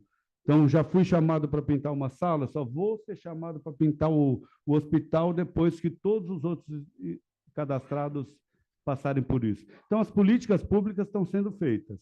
Agora, repito a importância de todas as prefeituras municipalizarem essas políticas e levarem para funcionar dentro das suas localidades. Tá bom? Muito bom. Nós vamos fazer uma intercalar virtual com o presencial, tá? Porque tem companheiros aqui que querem fazer perguntas no virtual. Marção, por favor, tinha me pedido já. Obrigado, Veloso. O primeiro, eu queria, presidente, dar boas-vindas ao Edgar da FRAC, ao nosso conselho, e dar parabéns a vocês de receberem, porque eu acho que a FRAC vem a agregar muito, né, para esse conselho. Então, parabéns a você e bem-vindo, viu, Edgar? Eu queria dizer que, ouvindo o Marcelo falar, a gente fica muito feliz, porque, de fato, e aí até seguindo o que o Pimenta falou, você também, Ordini, permite você, o microempresário, ele precisa de um projeto, né? Não é só falar, aumenta, é projeto que tem que ter, porque o dar o crédito é uma coisa, parcelamento é outra coisa, precisa de um projeto para ele ter crescimento, para ele melhorar. Isso vem várias coisas em conjunto. Então, ouvindo todas essas coisas que você falou, eu acho que o caminho que o Ministério está indo é nesse caminho de ter um projeto para o micro e pequeno empresário, para que, de fato, ele cresça, de fato, ele saia daí. Eu queria aproveitar e dizer que nós fomos muito bem recebidos, o SESCOM, o Sindicato das Empresas de Serviços Contábeis, pelo ministro Márcio França, em um pleito nosso que está em andamento, que não tem muito a ver só com o pequeno empresário, que é o fim das retenções de impostos sobre serviços de pessoa jurídica. Estamos levando isso, fizemos uma pesquisa, isso elimina uma burocracia muito grande. O que o microempresário precisa? De simplificação, e os outros também precisam de simplificação. Então, desse projeto tem que ter simplificação. Eu só estou falando isso para lembrar, eu gosto que todo mundo saiba, nós estamos batendo dessa tecla, porque a retenção de imposto não traz nenhum dinheiro novo ao governo, porque se paga antecipado e se abate na hora de fazer o pagamento, né? Quem é o prestador de serviço, e não traz nenhum dinheiro novo. Mas é uma burocracia que eu preciso entregar 7 obrigações acessórias diferentes para isso, e tem um número enorme de códigos. Não que as obrigações sejam só para isso todas, mas em 7 obrigações eu tenho que pôr. Nós somos muito bem atendidos e isso está andando lá com o Murilo do Ministério. Então, queria agradecer. Mas dizer que o Simples, ele precisa de várias coisas. Então, é isso que você falou. Tem a questão do sublimite, né, que o sublimite atrapalha muito as empresas do Simples, quando chegam nos 3.600, é um problema bastante grande. E nós precisamos, eu nem vou falar de aumentar o limite, mas terminar o sublimite e indexar, porque senão nós ficamos sempre com o pires na mão, pedindo para aumentar o limite, pedindo para aumentar o limite. E está sempre precisando aumentar. O último aumento foi em 2018, com base em 2016. Exatamente. E, na realidade, o Simples hoje, ele não é mais uma renúncia fiscal, ele é um sistema tributário, como é o lucro presumido e como é o lucro real. Aliás, em muitas faixas, com percentual mais alto do que o lucro presumido.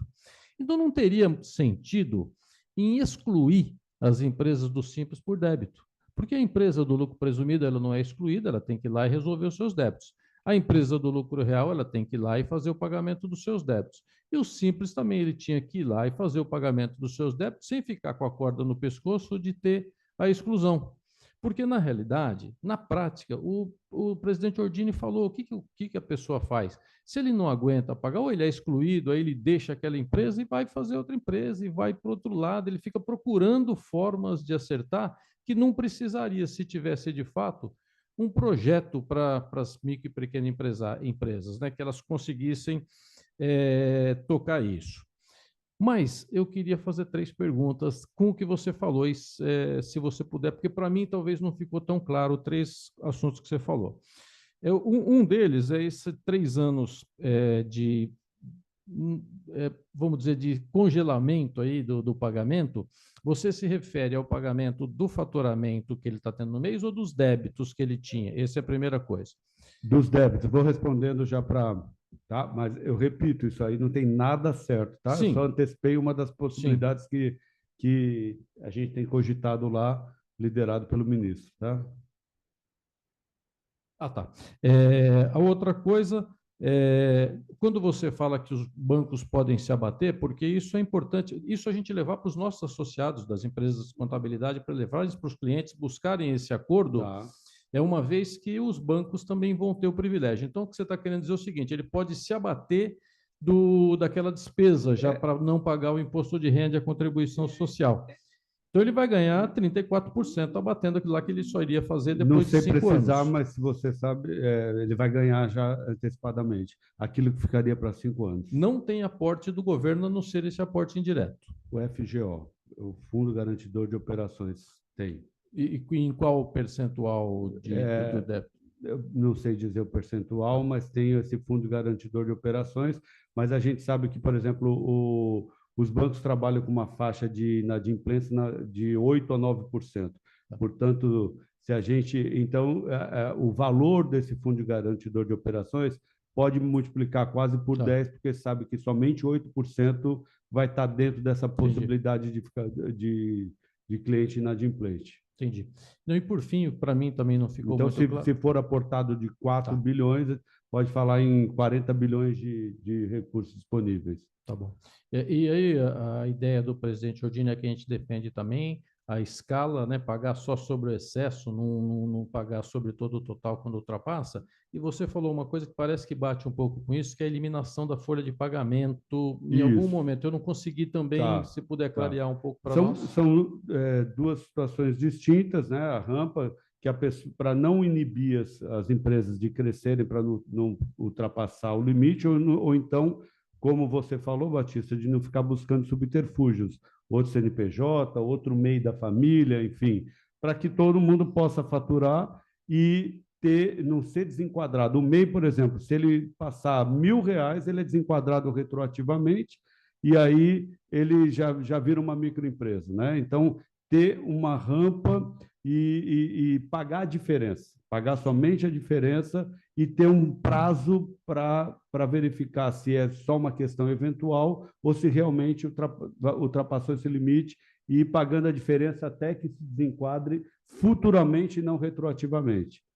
É isso que você colocou? Mas você falou da eliminação da folha A de eliminação pagamento. da folha de pagamento também é possibilidade, que algumas coisas eu me permito antecipar aqui para os amigos, que o ministro Márcio França tem defendido, por exemplo, uma microempresa que faturou R$ 100.000, é microempresa. Então, tem 20 de folha de pagamento, dos 100 mil abate o 20, então, folha de pagamento não tem como... pagou 20 mil, abateu, então poderia estar enquadrado, abatendo os 20 como microempreendedor individual, né? Mas são possibilidades que o ministro tem discutido. Aí o fator paga sobre os 8. Então, excelente, vou terminar. Acho que isso sim é um projeto para os micro e pequenos empresários, várias coisas em conjunto que se complementam, né? A questão da folha de pagamento, se fizer isso, a gente defendia já na reforma tributária poder creditar a folha de pagamento, que nós, empresas de serviços, não tem crédito, né? Então sofre um pouco aí com a reforma tributária, já falamos bastante disso aqui. Mas a gente fala de creditar porque isso fomenta a economia. Porque a hora que você emprega, a pessoa consome, comércio vende, indústria produz. E é um incentivo à contratação de novos. Então, essa ideia acho que vem também. Certamente nasceu desses diálogos que vocês apresentam, não tenha dúvida. Eu estou vendo um amigo ali, o Paulo Noronha, ele é da SPU. Ontem à noite ele me escreveu: Marcelo, eu vou lá e vou te fazer uma pergunta. Eu falei: olha, só vale pergunta combinada. Tem alguma pergunta, Paulo? Tá, tranquilo, então, só porque eu chamei a atenção dele ontem. Viu? Claro, por favor. Acho que isso que foi colocado é muito importante sobre a questão dessas faixas mesmo. E o nosso papel tem sido, enquanto ministério, claro que essa diretriz que o nosso ministro, Márcio França, tem passado, o Marcelo tem conduzido isso de maneira muito consistente sempre. A questão de nosso papel do ministério é de defender essa simplificação e que essas transições de faixas sejam mais amenas. E claro que nós temos, por outro lado, a Receita, né? A tesouraria ali, vamos pensar assim, que é a Receita Federal do Brasil, que é quem equilibra essas faixas de tributação e dos regimes. Então, acho que é importante colocar que nós estivemos com o secretário executivo do Comitê Gestor do Simples Nacional, temos dialogado frequentemente com a Receita, que é quem vai chancelar que a gente consiga implementar essa política mesmo de algo mais leve, né? Mas acho que desde outubro, que foi criado o Ministério, o Marcelo assumiu em janeiro, a gente já conseguiu desenhar isso muito bem. Aí vai ser, claro, muita insistência, diálogo, e contando com a participação dos setores empresariais mesmo para dar mais força e avalizar essa nossa tentativa, que é para deixar o país como o ambiente de negócios mais favorável. Só complementando. Bom, então vamos agora passar para o virtual aqui, mas tem uma pergunta aqui, mas eu tenho uma observação, né, que vem do nosso conselheiro Carlos Bittencourt. Ele diz que É muito importante ter celeridade nas ações. Quem está na ponta, após pandemia e toda a dificuldade de crédito que temos, não tem mais tempo. Manter lojas abertas está cada vez mais difícil. E aí ele complementando, diz que muitos projetos interessantes, mas precisamos de ações concretas de imediato. Aí vem uma pergunta do nosso conselheiro, o Luiz Carlos Miretti. É possível a prorrogação do Pronamp para a empresa que já obteve a primeira prorrogação em 2023? E quando o acesso estará disponível? E a regulamentação do Pronamp em relação à MP 1216/2024? Bom, primeiro, Carlos Bittencourt, a gente concorda com essa celeridade que é necessária. A partir de julho, o Procred 360 já está valendo, tá? Está passando somente pela regulamentação dos bancos, mas a gente tem a garantia que a partir de julho está funcionando. A questão do Pronamp, aquilo que eu falei no início, foi Luiz Carlos, né? O Miretti. Nosso conselheiro Miretti. Luiz Carlos Miretti. Luiz Carlos. Enfim, a questão do Pronamp, se é que eu entendi a pergunta, nessa primeira fase do desenrola, ela não está valendo. É preciso fazer alteração do estatuto, que isso já está sendo providenciado pelo Ministério, para poder colocar na segunda etapa do desenrola também as dívidas com o Pronamp, para que a pessoa possa renegociar isso tudo. O Edgar tinha pedido, né? Pois não, Edgar. Obrigado. Bom, antes de mais nada, agradecer à Associação Comercial. É um prazer fazer parte desse Conselho Consultivo de uma casa que, para mim, é a casa mais representativa do comércio de São Paulo. E não há pouco tempo, há mais de 130 anos. Então, acho isso fantástico. Agradecer as palavras do Batistão, que é um amigo, e a gente tem trabalhado junto uma série de pontos. Doutor Marcel, não tem nem o que falar, né? Eu lembro muitas vezes que ele, toda vez ele coloca isso, ele fala, poxa, às vezes a gente vinha com uma preocupação, eu, Luiz Garbellini, da FRAC, falava, Marcel, tem uma legislação aqui, assim, ele falava, pô, me tirou o sono, vamos ter que trabalhar junto. Então, era sempre isso. Tá sabendo? Mas queria colocar, acho que um ponto importante do que se falou de empreendedorismo, acho que o primeiro ponto que a gente comentou aqui, ninguém abre um negócio para apenas se sustentar. Abre para crescer. Tá certo? Então, eu concordo plenamente com o que foi colocado aqui. Eu acho que essas políticas e essa renovação de conhecimento, de tecnologia, inclusive, do microempreendedor, tá certo? Do MEI, é muito importante. Hoje, a gente vê um varejo, falando em technologies, aí, nós temos um varejo 5.0 caminhando para o consumidor, oferecendo espaço para que as empresas ofereçam serviços, integração total. A gente tem que lembrar que esse pequeno tem que ter ferramentas e tem que poder acessar a esse tipo de cenário, oferecer, por exemplo, ele está passando um Pix, mas se outro estabelecimento oferece um serviço financeiro a ser colocado ali, ele tem que poder oferecer. Eu acho que isso vai fazer com que ele continue vivo e com ideias de crescimento. Então, acho que esse é um ponto. No que tange aos $50, concordo plenamente com o que o Marcel colocou, mas a gente tem que lembrar de um outro ponto. Independente do que a gente fala de percentual, nós temos um lado regulatório que é cobrado das empresas nacionais. Eu vou dar um exemplo, eu estava dando um exemplo aqui, sobre empresas que fazem balanças. A balança computadorizada, ela tem um selo do Inmetro. Esse selo do Inmetro custa, para comprar o selo, R$ 47,00 mais ou menos, que acrescidos os impostos, vai custar, vai ser mais de R$ 60,00 do valor de venda. Aí você abre um site desses onde tem uma balança por R$ 130,00, você fala, poxa, mas se eu estou pagando 60 só de selo, nem entrou produto, como é que eu vou resolver? Então, a gente tem que, além de cair mesmo essa parte dessa isenção, mas se estamos trabalhando no percentual, temos que olhar percentual e regulatório. Eu dei um exemplo dessa parte de balanças, mas existem outras, brinquedos, existem outras áreas, outros segmentos, produtos que têm necessidade de atender a regulatórios que esse pessoal de fora não tem. Então, isso realmente complica essa concorrência aqui. Basicamente isso. Obrigado. Eu concordo com o que você falou, só em relação à primeira parte, Edgar. Primeiro, alegria eu poder estar aqui na data da tua posse aí no Conselho.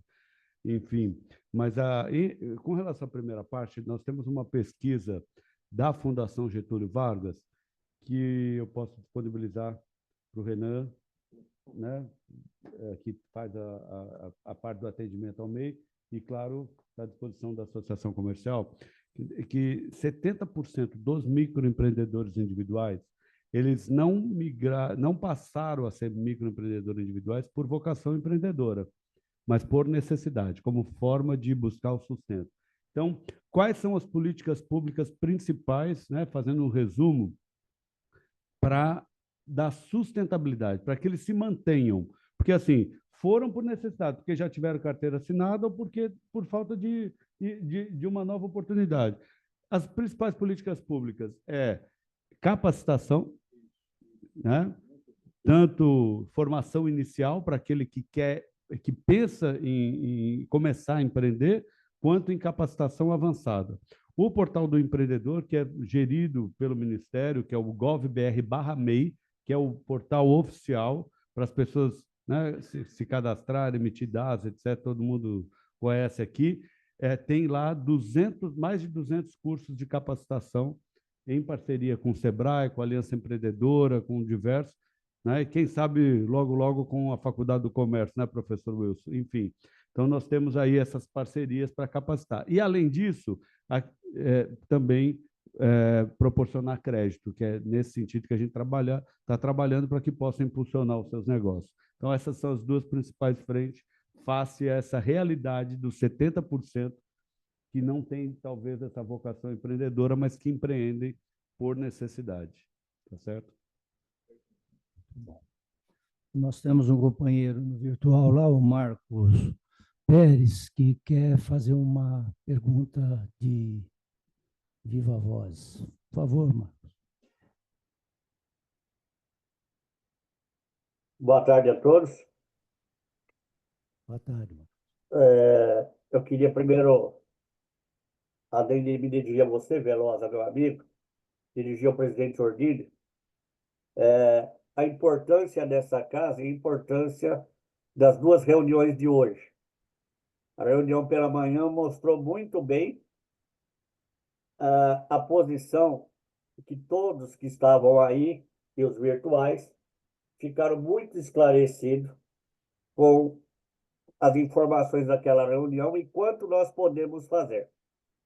E ouvindo essa reunião bem informal, aí só por isso que me deu a vontade de fazer pronunciamento, a gente vê que até o doutor Marcelo tem consciência hoje da importância do empreendedorismo, não só na geração de renda e, às vezes, a geração até da própria alimentação no início, mas nós temos que nos unir, como vocês estão, parece, demonstrando a conversa, e aí eu estou me dirigindo ao presidente Ordini, que quando você pega uns jovens que nem esse da Alobras, que consegue visualizar que o empreendedor precisa de treinamento, incentivo, mas mais que isso, que esteja preso a um lugar, que ele tenha uma âncora, eu acho que eu volto, o presidente Ordini, a lembrar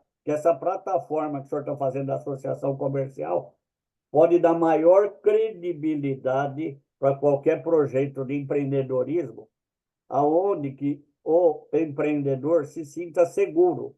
E aí vem essas variantes, que vem essas de hoje, de sair do patamar do governo. E nós temos que já falar de mudança de faixa para dar tranquilidade, mas o mais importante no micro e pequeno empreendedor é que ele seja incentivado a acreditar no sistema todo. E eu não sei se vocês todos sabem, Em Rio Claro, a Associação Comercial cuida de um projeto que nasceu há 29 anos atrás, aonde um empreendedor, hoje, em Rio Claro, de pequeno e médio, se chegou no patamar que o doutor Marcelo falou. 80% da mão de obra de Rio Claro é gerado por empresas sólidas que nasceram como micro e pequena empresa. Então, o doutor Ordine, a casa que o senhor preside tem uma importância enorme até para colocar diversos pensamentos que nem esse hoje em situações de gerar uma unidade, até porque pensar que o governo federal hoje fala em crédito para MEI, se nós pensássemos isso há 30 anos atrás, eu sei que eu posso esperar que eu vou ver grande coisa no Brasil na micro e pequena empresa. Parabéns aí, Ordine, pela Associação Comercial. Obrigado, Marcos. Para complementar o que foi colocado, Marco Pérez, eu concordo com essa linha que muitas das empresas começaram, né, pequena, aquela ideia de começar pequeno e pensar grande, que também vem de conta o que o Edgar colocou, embora seja uma realidade essa questão da necessidade, mas eu conheço eu gosto sempre de dar esse exemplo, um rapaz lá de Hortolândia, ele tem uma detetizadora, ele era funcionário de uma empresa detetizadora, perdeu o emprego, mas sabia fazer aquele know-how, ele resolveu começar a empreender. Primeiro lugar que ele foi oferecer, pediram nota fiscal. Ele falou, pronto, já não tenho. Então, teve a chance de se cadastrar como MEI. A partir de lá, começou a pegar serviços em condomínios, em empresas, sempre emitindo nota. Hoje já é uma microempresa.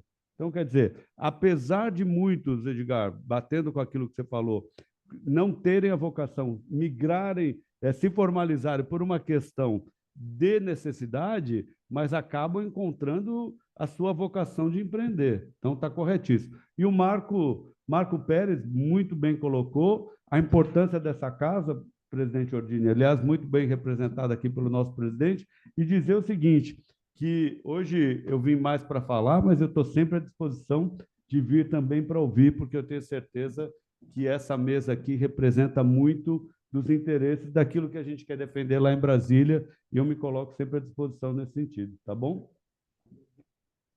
Se me permite essa fala, né, dos empreendedores por necessidade, e às vezes a gente escuta que você está colocando dinheiro num lugar que às vezes não tem retorno. Na realidade, se eles não tiverem apoio para se desenvolverem, eles vão se tornar um peso. Ele vai se tornar um peso lá para frente. Então, se hoje ele não tiver, ele paga um valor pequeno para aposentadoria, até que foi que o presidente Ordine falou, mas daqui a um tempo, se ele não, ele vai cair ou no LOAS, ou no BPC, alguma coisa ele vai. Então, tem que ter apoio para ele crescer. É a economia, né? Perfeito. Essa é a nossa linha. Exemplo aqui do que há muitos anos atrás esta casa presenciou, ainda na época da prefeitura do Serra, e logo depois para o Kassab. Naquela época, nós tínhamos aquele pessoal de rua, os ambulantes, etc. Era uma Praça da Sé, era um mercado persa, e a dificuldade, etc. Então, foi criado um shopping pop, né? E onde era a bolsa de mercadorias na frente do Mercadão. E lá foram, se não me engano, 400 ambulantes. E um dia, fazendo uma visita, até com o Andréa Matarazzo, estava junto, uma senhora nos abordou e disse, olha, o senhor sabe que agora eu sou exportadora? Eu falei, oh, que maravilha. Naquela época, surgiu o sutiã de mulher com aquela alça de silicone, e aquilo era uma novidade, e ela fazia isso. Então, ela saiu da rua, foi para aquela banca, estava faturando R$ 4.000 na época, que era um valor bem alto, né? Tirou o marido e os filhos, já tinham uma banca. Então, quando você dá a oportunidade, e é outra coisa, e ela contratava ainda as vizinhas dela lá da comunidade para poder produzir. E, com isso, ela, quando era exportadora, porque vinham aqueles ônibus do Paraguai, da Bolívia, comprar e ela vendia. Então, veja o potencial das pessoas quando tem amparo. E isso foi muito difícil. Foi a primeira experiência e essa imagem nunca me saiu da cabeça, porque, dando oportunidade, mesmo que a pessoa não tenha aquela queda inicial por medo ou ignorância, que também é muito comum, não sabe do potencial, quando elas têm uma oportunidade, ela extrapola. E cabe a nós, e aí eu digo, o governo, com toda certeza, e a nossa sociedade civil organizada, ajudar a fazer isso, né? Criar esse mecanismo. Então, por favor, Marcelo, leve ao ministro que essa casa, com todas essas entidades que participam, eu tenho certeza, elas estarão juntas para que a gente possa melhorar a qualidade de vida do brasileiro. E temos oportunidade. Não tenha dúvida nenhuma que isso é possível. Com boa vontade, como disse bem o Batistão, com pé no chão, mas olhando a realidade, né? Porque nós não podemos ficar naquele mundo da fantasia, seria bom se fez. Eu tenho aqui a Gil, que está ali atrás, que tem um trabalho extraordinário, e ela é prova disso lá. Ela, outro dia, inaugurou um curso de gastronomia, né? Instituto Gil Godin. E olha, Instituto Gil Godin, né? E o Instituto está trazendo oportunidade de trabalho para futuros microempresários, até donos de restaurante, ou mesmo fazendo... Isso é que precisa. E muito bem você falou quando sair do programa da Bolsa Família para ser empresário. Eu acho que esse era o grande passo que faltava, porque há uma acomodação, esse protecionismo, com a melhor das intenções, gerou um grupo de pessoas que não vão procurar emprego. Então, o nosso índice também de desemprego diminuiu, porque outro dia eu vi um vídeo aí onde o sujeito recebia 600 da Bolsa Família, 500 da Prefeitura de Niterói, mas não sei quanto de ajuda ali, de alimento, etc. No fim, ele fazia, sem fazer nada, um salário de R$ 2.000, quando a gente sabe que o salário mínimo é de 1.200 e pouco. Por que esse indivíduo vai trabalhar? Lamentavelmente, nós estamos estimulando isso. Então, Marcelo, o seu papel, e aí eu digo você pessoalmente, você do Paulo, é nesse sentido, fazer com que nós, sociedade civil, possamos ajudar a resgatar a dignidade do ser humano. Isso é a coisa mais importante.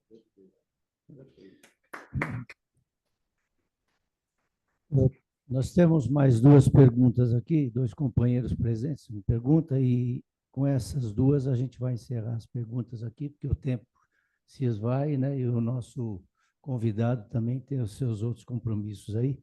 Então, com a palavra o nosso companheiro João Carlos Belda, por favor. Boa tarde.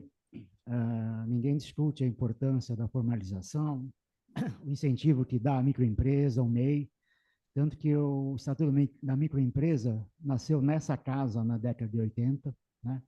Mas tudo tem um mas, né? Eu diria que é uma escolha de Sofia. Você precisa formalizar, você precisa incentivar a formalização, mas o MEI, o microempreendedor, ele tem incentivos, como o presidente falou, na parte do INSS, tá? Ele recolhe uma taxa muito menor do que numa empresa normal e vai se aposentar com um salário mínimo. Segundo foi dito, a gente tem pelo menos 15 milhões de MEIs registrados. Isso dá um impacto de 21 bilhões de reais por mês no INSS. O que a gente tem lido ultimamente é que a conta não fecha, está aumentando tremendamente o déficit da Previdência. Isso está sendo visto também junto com a área econômica, como que eu falei, a escolha de Sofia, como incentivar essa formalização sem provocar essa bomba fiscal que vai estourar mais para frente.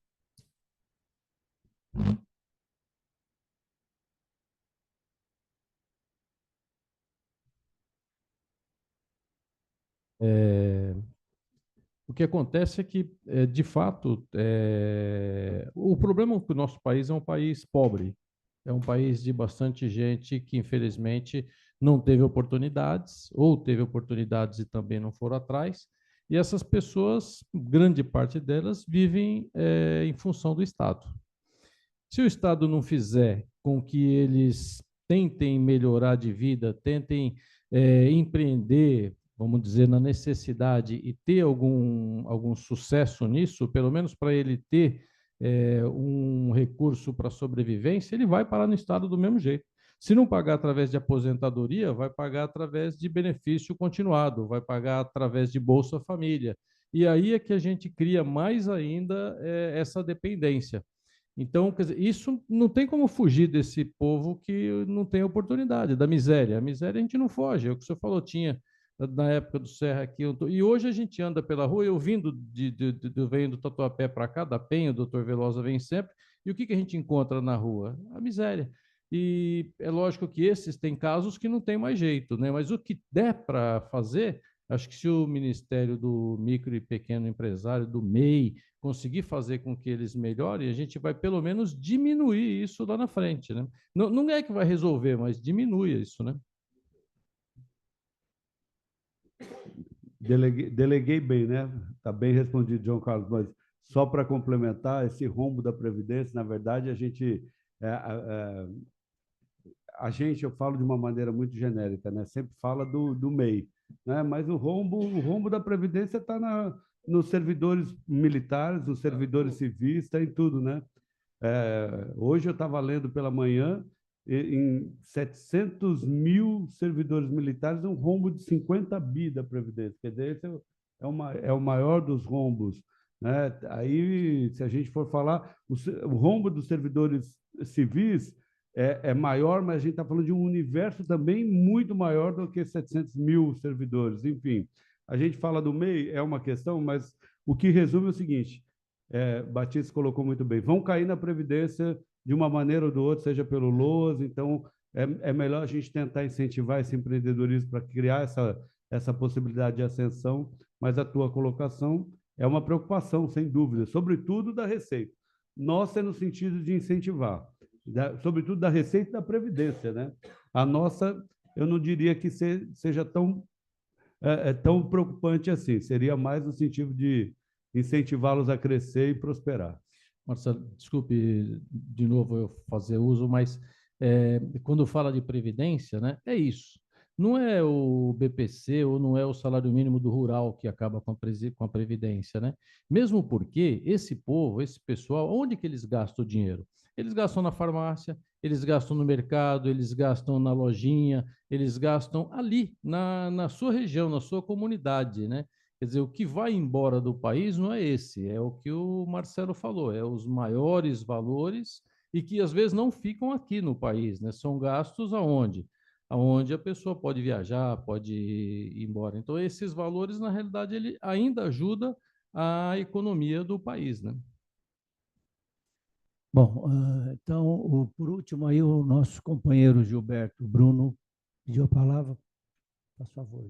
Muito obrigado, Velosa, presidente Ordini, Marcelo. Em primeiro lugar, eu quero registrar aqui os votos de boas-vindas ao Edgar. Eu não tenho dúvida que ele muito terá a contribuir a este conselho. Na sua breve explanação, já nos demonstrou, evidentemente, esse aspecto. A casa, com certeza, tem muito a ganhar com a sua presença. Presidente Ordini, eu ouvindo atentamente todas as colocações do Marcelo, e notadamente a questão das pessoas jurídicas, ou seja, o refinanciamento de dívidas de natureza civil, eu gostaria de dar uma sugestão ao presidente, permite e desculpe-me pela ousadia, mas dada a importância desta Associação Comercial de São Paulo, não só no âmbito do município, mas também do Estado e do país, tentar conversar com a Federação Brasileira dos Bancos, no sentido de que elas possam também levar estas informações àqueles clientes que se encontram em condição de devedores, porque a gente acompanha ao longo dos anos uma dificuldade muito grande quando surgem programas como o Pronamp, por exemplo, que o micro e o pequeno empreendedor, o micro e pequeno empresário, eles passam a ter algumas dificuldades, ainda que exista a livre negociação, eles sofrem algumas dificuldades no contexto da burocracia das instituições financeiras. Então, essa seria uma sugestão nesse sentido. Em relação ao Marcelo, ao ouvir a sua explanação, eu fico muito feliz. Quase trintenário associado desta casa, eu percebo que o olhar hoje do Ministério ele vai muito de encontro a todas as bandeiras que sempre foram soerguidas aqui, desde os tempos do nosso sempre presidente Guilherme Afife Domingos. Então, isso realmente nos alegra sobremaneira. Quando o senhor fala a respeito da possível colocação de um programa de recuperação fiscal dentro desse desenrola, a questão fiscal, a questão tributária, então vão algumas pequenas sugestões, evidentemente, de alguém que acompanhou o primeiro Refis e que andou durante meses em Brasília procurando a criação do tal comitê gestor do Refis no ano 2000, que não existia. Mas a gente teve o privilégio de caminhar passo a passo em cada uma dessas iniciativas. Então, as sugestões seriam mais ou menos dentro do seguinte sentido, já que existem técnicos competentes no Ministério para avaliar. A primeira delas, em relação ao eventual prazo de faturamento, talvez seguir mais ou menos a concepção do prazo decadencial previsto na legislação tributária, um faturamento de 5 anos, ressalvada, evidentemente, a hipótese do período de pandemia, que foi um período atípico, evidentemente, dentro do nosso país. Essa seria uma delas. A questão das alíquotas, evidentemente, para não se esvaziar a CNPJ, etc., criar, evidentemente, alíquotas progressivas, mas ter também a participação, e talvez seria importante nesse contexto do estudo de um projeto macro, da própria Procuradoria da Fazenda Nacional. Por quê? Nós sabemos que existem dívidas fiscais, ações de execução fiscal em curso, que até o limite de R$10.000, elas já poderiam, por lei, ser objeto de extinção. E isso é um dos grandes problemas também que, de certa forma, atormenta o pequeno e o microempreendedor. Então, talvez a sinergia, evidentemente, desses órgãos, já que hoje nós temos informações muito mais fáceis de serem obtidas, traga a possibilidade de se criar realmente um desenrola de natureza tributária ou de natureza fiscal que permita realmente aos micro, pequenos empreendedores e os microempreendedores individuais tirarem realmente este fantasma, essa espada que pesa sobre suas cabeças, que possam, sim, organizar suas vidas, crescer e contribuir para o desenvolvimento da economia da nossa nação. Era isso que eu tinha a dizer. Muito bem. Por derradeiro surgiu aí, não. Só fazer uma colocação que fazia tempo que eu não via alguém com a gramática tão elaborada, assim, uma oratória. Pois não, professor Bruno. Fico até com vergonha de falar agora, né, Marcelo? Depois de tanta elegância, né, nessa fala. Vou ser bem breve, né, por conta do horário. Marcelo, obrigado aí por ter vindo à Associação Comercial. Tivemos a oportunidade de nos ver no consórcio intermunicipal lá da região do ABC. O Marcelo é um grande amigo e fez um trabalho muito bacana na cidade de Diadema, enquanto vereador, enquanto secretário de Desenvolvimento Econômico, fomentando a indústria de cosméticos, e não é à toa que hoje ocupa o cargo que ocupa no governo federal. Então, parabéns, Marcelo, pelo cargo que está ocupando e por trazer, pela primeira vez, o governo federal ter uma pasta justamente para fomentar o empreendedorismo, para levar nossas ideias, e com grande maestria que você faz isso com todos os agentes aqui, Associação Comercial, Consórcio Intermunicipal, enfim, todos os agentes levando, dialogando, criando ideias para melhorar o ambiente empresarial, certo?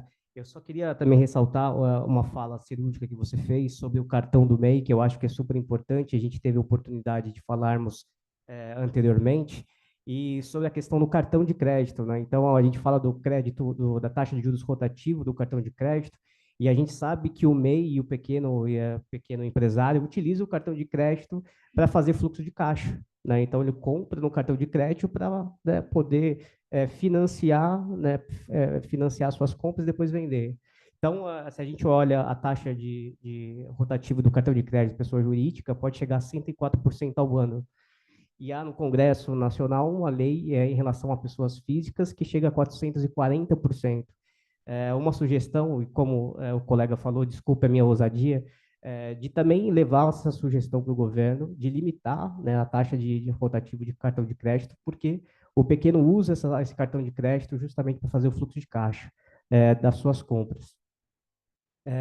Falamos também sobre a questão que o pequeno e o médio comércio é o que mais emprega, mas infelizmente é o que menos capacita, e você reforçou tudo isso daqui. Então, acho também importante na presença do professor Wilson, que a Associação Comercial tem a Faculdade do Comércio, que prepara, capacita e desenvolve todos os pequenos e médios empreendedores. Então, no mais é só isso. Obrigado pela participação e obrigado pela fala, presidente. Muito bom. O professor Bruno não deixou a dever nada para o Gilberto, né, Gilberto? Tanto do ponto de vista da gramática quanto do ponto de vista do conteúdo. Tudo registrado, concordo, e quando ele faz alguns comentários a meu respeito, eu digo que amigos a gente sempre tem que descontar pelo menos 50% do que é falado, que o resto é coisa de amigo mesmo, né? Muito bom. Então, pois não. Já encerradas as perguntas aqui, acho que só um complemento de tudo que foi falado também. Acho que é importante comentar do acordo de cooperação técnica que o nosso Ministério está em curso junto com o MDS, o Ministério do Desenvolvimento Social, que é justamente para trabalhar essas inconsistências, como o Batista colocou, o senhor também. O Brasil é isso que a gente precisa entender, o seu contexto, né, de período que tem de tanta desigualdade, pessoas sem oportunidades, e através do empreendedorismo é uma oportunidade para ela. E com o Desenrola, o Acredita Primeiros Passos, pela primeira vez vamos poder incentivar esses beneficiários de programas sociais para que tenham acesso, um empurrão ali para empreenderem, porque muitos já empreendem de alguma maneira, mas tem a questão, o senhor colocou, doutor Ordini colocou bem também, às vezes recebe outros benefícios que inviabiliza trabalhar, mas não que inviabilize trabalhar, mas incentiva a informalidade. Então, com esse trabalho que a gente está fazendo, é prezando nisso, que tenham faixas claras e definidas de como a pessoa pode começar a empreender, ela vai crescer, vai passar para as outras faixas, e que o Estado brasileiro seja um propulsor disso e não um dificultador. Então, acho que esse é o desafio que nós temos aí, enquanto Ministério do Empreendedorismo, e o Marcelo Strama, aí, com essa diretoria de fomento, está levando muito bem isso. Tenho certeza que, se a gente for fazer um balanço daqui 2 ou 3 anos, a gente vai ter muita coisa boa para mostrar, que é resultado disso tudo. E, mais uma vez, agradecer o espaço dessa casa, porque é tão importante a gente poder comentar isso, esses programas importantes. E só um outro assunto também que o nosso ministro sempre comenta, é sobre a divulgação, né? Como o Desenrola, a primeira parte, poucas pessoas aderiram por falta de conhecimento. Então, pedir para que cada um de nós aqui, que cada um de nós temos um papel de divulgar, que reposte, republique esse dia de hoje, onde veio o diretor aqui do Ministério do Empreendedorismo, falou esses assuntos importantes, divulgando um programa que é um propulsor mesmo do empreendedorismo no Brasil, para que chegue o maior número de pessoas que às vezes não têm o conhecimento que a gente tem esses programas à disposição da nossa população. Então, obrigado aí mais uma vez, parabéns à Associação Comercial de São Paulo. Muito bom, Paulo. E só para complementar, eu acho que a gente pode voltar numa outra ocasião, a gente tem trabalhado em outras frentes, achei que o Paulo ia lembrar, é a questão do portal do Correios, tá? Vai ser um portal público, a exemplo do Mercado Livre, Amazon, e inicialmente o projeto piloto para o artesanato brasileiro e para o MEI. Tem essa questão das blusinhas que vêm de fora, né? Então a ideia é que as nossas blusinhas também vão para fora, então vai ser um facilitador, inclusive, para a exportação. Além disso, a gente também está trabalhando, me fugiu outro programa, a gente está trabalhando em tantos programas, Política Nacional do MEI, enfim, Jornada MEI, para que a pessoa, quando se regularize, e abertura de capital para microempresas e empresas de pequeno porte também, que o ministro já chegou a adiantar para o presidente, mas, enfim, vamos deixar para uma outra ocasião. A gente tem muita novidade, estamos trabalhando em muitas frentes para a gente poder apresentar para os amigos aqui, tá bom? Muito bom, muito obrigado. Queria agradecer inicialmente o Marcelo também, porque ele, da forma bastante afável, gentil, com nos encontramos lá em cima do gabinete, já conquistou a nossa amizade, e eu fico muito feliz de ter um novo amigo na pessoa do Marcelo. Volte sempre, você é sempre muito bem-vindo aqui. Veja que tudo converge para a iniciativa do Ministério, né? Para essa iniciativa que você vem hoje explicitar, esclarecer aqui para a gente. Veja que todos os que se manifestaram, manifestaram no sentido de apoio, né? Porque a iniciativa é extremamente importante para facilitar o empreendedorismo, para ajudar o empreendedorismo a se desenvolver, né? Então, muito obrigado. Fico muito feliz de estar aqui com você hoje, espero vê-lo outras vezes. E quero finalizar, presidente, agradecendo a sua sempre gentil atenção comigo, não é? De me permitir estar aqui hoje novamente compartilhando dos trabalhos do Conselho Consultivo e de dizer o seguinte, que ainda que eventualmente ou temporariamente eu não esteja no dia a dia do Conselho Consultivo, o Conselho Consultivo jamais vai sair de mim. É um filho que eu ganhei aqui, né? E que quero estar por perto para somar, para contribuir, para que ele se desenvolva cada vez mais, contribuindo com a nossa gestão da associação comercial e com o engrandecimento da nossa entidade. Isso tudo, nós vemos hoje o Conselho Consultivo ter alcançado um protagonismo na nossa entidade, né? Um órgão extremamente destacado, né? Desde que a gente assumiu com a sua coordenação há 3 ou 4 anos atrás, e com a ajuda dos nossos comprometidos, né, e dedicados conselheiros, somado especialmente à participação, à parceria das entidades que compõem o nosso Conselho Consultivo, estão sempre presentes, contribuindo, colaborando conosco nas nossas atividades, nas nossas reivindicações, nos nossos movimentos em defesa sempre da liberdade econômica, da livre iniciativa, né? Então é isso, presidente. Muito obrigado. Estou aqui sempre disposto, comprometido em contribuir para o melhor para a associação, tá bom? Obrigado, pessoal.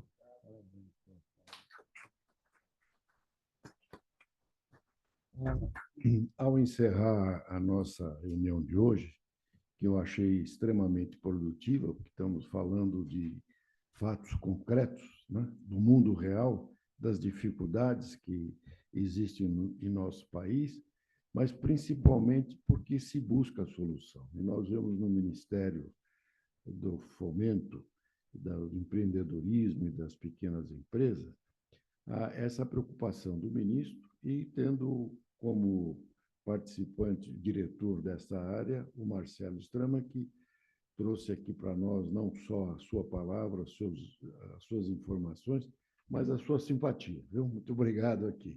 E ao Paulo também, viu?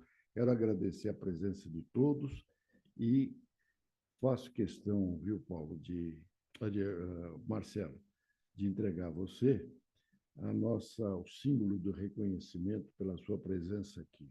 Por favor, aceite uma lembrança dessa tarde. Uma honra para mim.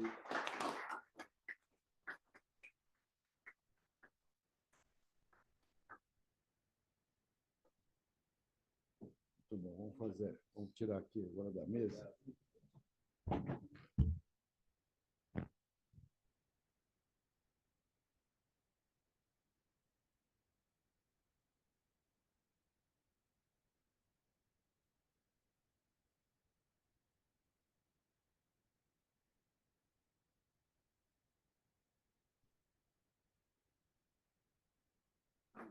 Ademir da PEC, abração, muito obrigado mais uma vez junto com a gente, viu?